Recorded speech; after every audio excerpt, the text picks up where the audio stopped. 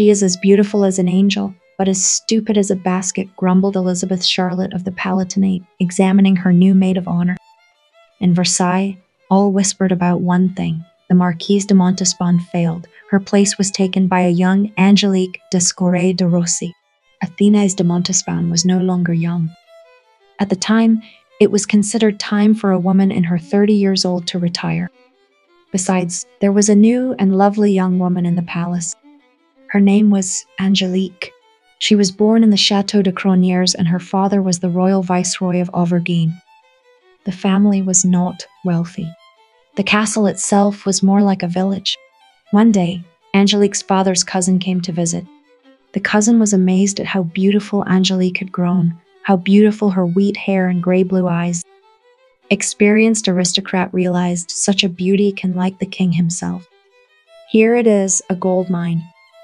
Charming 16-year-old newly appointed maid of honor of the Duchess of Orleans conquered the entire royal court with her beauty and delicate voice. Angelique lost her eyes.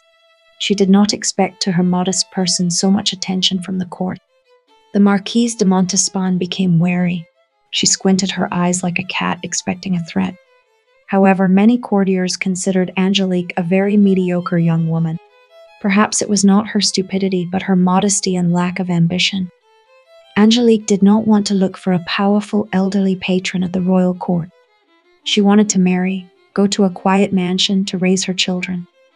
Such a woman was too proper for the court of Versailles. The king met Angelique by chance.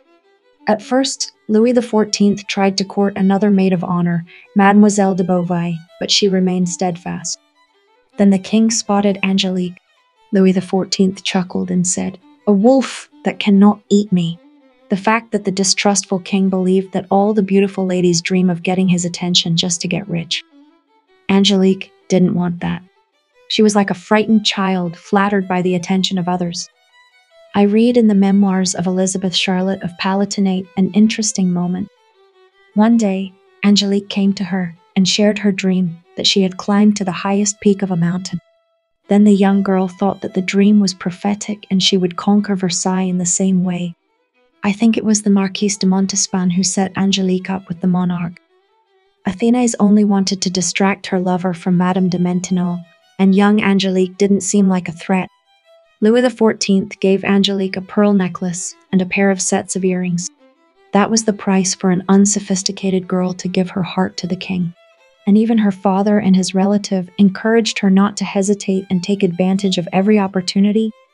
Soon the king began to openly favor Angelique. At Mass, Louis XIV came with the queen. Next stood the Marquise de Montespan as a royal favorite, and next to Angelique, a new favorite.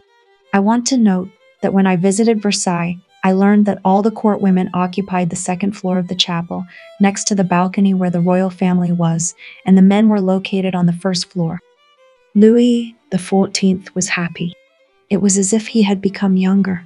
The whims of Angelique was quite easy to appease, and it is not a whim at all, so a couple of horses and precious trinkets. The Marquise de Montespan was furious. She was about 40 years old and she didn't want to give up her privileges.